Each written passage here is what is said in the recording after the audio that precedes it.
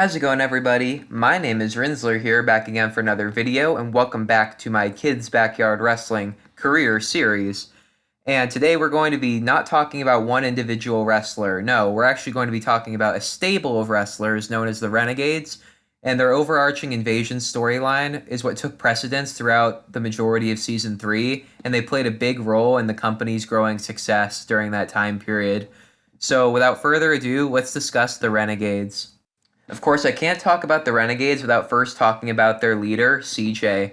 CJ was a KBW original who debuted during their first season where he competed in 7 matches, but honestly, none of them were all that important or interesting in any way, no offense to CJ. CJ's only truly notable Season 1 match is when he faced D-Man and Cage in a triple threat ladder match for the World Extreme Championship in a losing effort. He also wrestled in the last match of the season against a wrestler known as Lil Weaver, who didn't last past the first season. After defeating Lil Weaver, he would be attacked by Fireman and Cage, but would be saved by most of the KBW roster, who all ganged up and took out Fireman for good. CJ would then go on to take a very lengthy leave of absence between seasons 1 and 2. He wouldn't reappear in the company again until 28 episodes into the second season, where he kind of randomly, in my opinion, went against Bomba Kid and AK-47 in a triple threat #1 contenders match, which CJ surprisingly won after the Bulldozer interfered and attacked AK on Cage's behalf. Sorry for my stutter. CJ would soon after face Cage in a tables match for the Undisputed Championship, with AK as the special guest referee. During the match, CJ put Cage through a table, but AK had been knocked down during the match and didn't see the table break, so Cage quickly took advantage and put CJ's prone body on the broken table to make it look like he won. AK called the match and awarded Cage the title instead of CJ, so CJ promised revenge on AK for his bad call in the match. During late Season 2, various messages with red text would begin popping up during videos, teasing the debut of someone coming to KBW. At the end of the season, CJ interfered in the Falls Count Anywhere Iron Man match between Cage and AK-47 on Cage's behalf as a form of petty revenge on AK. This gave Cage both the Undisputed and World Heavyweight Championships. The season ended with Cage swearing that he wasn't in cahoots with CJ, and AK not believing Cage, promising to deal with both of them in Season 3. Early on in Season 3, those "We Are Coming" messages would continue appearing, but now with blue text instead of red. It should be noted that none of these messages were ever acknowledged on commentary. This was likely done so as not to confuse fans with Cage's execution stable, who also used the color red. AK would begin regularly calling out CJ, but he would always fail to actually appear in person. After one of the messages popped up on screen, Cage found a bloodied Bulldozer backstage and called Nick Frazier to help him find his attackers. Instead, Frazier would be attacked off-screen, and Cage would also be assaulted soon after by 3 men in bandanas who beat Cage up with steel chairs and then crushed his leg in the van door. AK would come out again later in the episode to call out CJ, but instead the van pulled up to ringside and the masked men emerged and beat up AK in the ring. Then a 4th man would emerge from the car, who was soon revealed to be CJ.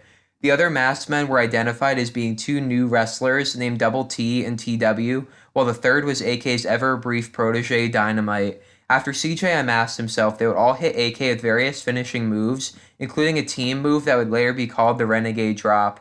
CJ then faced the camera and proclaimed that they were the Renegades and that he would be the next World Heavyweight Champion. From the get-go, this new stable was wicked badass in my opinion. They wore cool masks, drove a car to the ring, and beat the shit out of people on a regular basis. So threatening were the Renegades that matches began occurring in different backyards just to avoid the Renegades assaulting wrestlers during their matches. Their debut was well planned and Their debut was well planned and teased, and they had a competent leader with good motivation.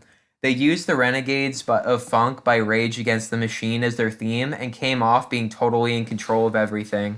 Since Season 2 had revolved around AK and Cage mostly, and the Renegades debuted by taking them both out, they looked ready to change the company as a whole. They reminded me a lot of the Nexus in WWE, if the Nexus had been booked correctly, that is. The following week after their debut, they beat up an already injured Cage who was on crutches and accepted Bulldozer's challenge for a 2-on-1 handicap match, which they predictably lost when all the Renegades just began attacking Bulldozer during the match. CJ finally faced AK one-on-one in a street fight, with a number one contender shot being on the line. Of course, Cage was on crutches during this time due to the Renegades' assault, and so the title match itself wouldn't happen for some time. Surprisingly, the Renegades didn't interfere in the street fight, and CJ actually defeated AK on his own. Cage would attempt to help AK during the match, but AK's distrust of Cage led to him losing to CJ. There really wasn't anyone who could stand up to them during this time, as Execution was plagued by infighting, while AK refused to trust anybody, and this led to the Renegades only continuing to beat down wrestlers on a regular basis. Somewhere around this time, however, Dynamite and Double T just left KBW out of nowhere, so the Beast was quickly added to the ranks to fix the cracks. The Beast and TW compete in a triple threat tag team match against the Ferocious Tag Team and Execution for the newly created tag team titles, but would come up short when Mick the Brick pinned TW. Soon after, the Renegades would attack Cage, which left him vulnerable for D-Man to cash in his Money in the Bank contract and win the World Heavyweight Championship from him. CJ then used his number one contendership status to challenge D-Man for the following week for the championship, where CJ would defeat D-Man and win the world title. The Beast would soon after attempt to become the first KBW Native American champion, but the match was instead won by D-Man. The Royal Rumble match would then take place, where the winner would face CJ for the title at the Renegades' very own Renegade Revolution pay-per-view. TW and the Beast were both sent into this match to assure that CJ had no actual opponent, but ultimately they would both fail to win the match, as the match would instead be won by Maxilla. Around this time, TW also left the company for unknown reasons, and so CJ was the very last remaining member of the original incarnation of the stable. Soon after the Royal Rumble, Cage and AK-47 would be added to the match to make it a fatal four-way. At Renegade Revolution, the Beast would fail to win the Undisputed Championship from Pac-Man in a triple threat also involving Bulldozer, and CJ would lose his title to AK-47 in the main event. These losses have always kind of rubbed me the wrong way, if I'm being honest, since the Renegades lost both their matches at their own pay-per-view. I always felt like CJ should have kept the title in this match, but it is what it is. All seemed lost for the Renegades, but the following week a bunch of KBW wrestlers came to the ring to confront them. During this confrontation, it was agreed on that an 8-man elimination tag team match would occur at All or Nothing, the next pay-per-view, between the Renegades and Team KBW, where the winning team would gain control of the company. The Renegades would soon be called out for only having 2 members left in their faction, but just then the tag team champions, the Ferocious Tag Team, betrayed KBW and joined the Renegades, bringing their titles to the group in the process. A series of Team KBW qualifying matches would follow this episode, with D-Man, Bulldozer, Cage, and AK-47 making the team against the Renegades. Cage and AK-47 even hosted a top 10 KBW matches list the night before All or Nothing, acknowledging the fact that Team KBW might lose and therefore the company might be no more. So they looked at the company up to this point in retrospect, and what I really liked this is it helped to legitimize the Renegades as a legitimate threat. At All or Nothing, however, AK-47 would do the absolute unthinkable and would explode the internet by turning heel and helping the Renegades win. The heat AK-47 got from fans this turn was absolutely excellent, with some calling AK a jerk and a piece of shit who betrayed KBW. The Renegades would soon rebrand the company to Renegade Wrestling, or RW for short, but Cage would come on to the video and say that he'd sold KBW away to an investor named Mr. O in case Team KBW lost, which meant that the Renegades were no longer in charge, and the company quickly became KBW once again.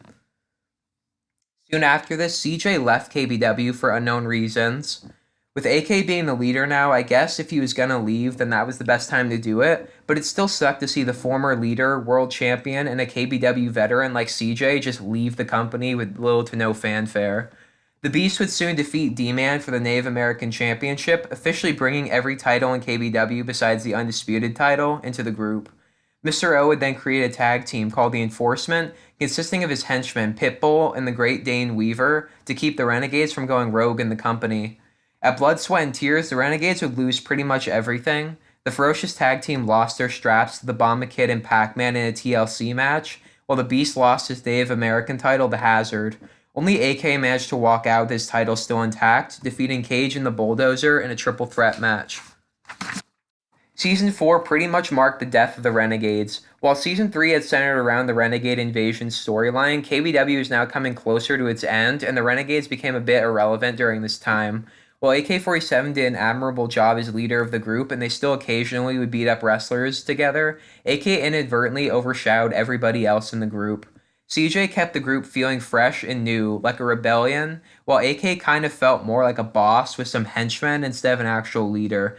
The best way I could compare the Renegades' downfall is CM Punk in 2011. He was still marked as leader of the new Nexus, but the stable itself was dead in all but name. This was the case for the Renegades in Season 4. AK would lose his world title of the Cage later in the season, and the Renegades wouldn't do anything of note before KBW officially closed its doors due to the wrestlers getting older.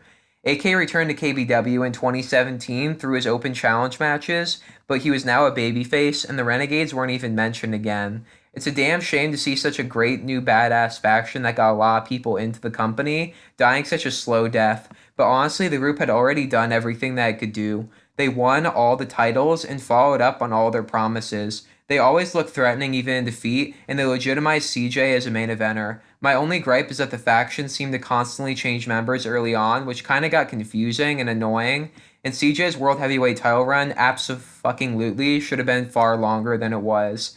I also would have liked to see Renegade Wrestling, RW, last a bit longer, and CJ and AK to have had some infighting over who was the leader.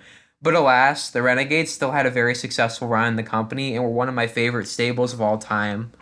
Thank you guys for watching this video. Remember to give this video a thumbs up if you liked it. Share this video with all of your friends and all of your various social media accounts.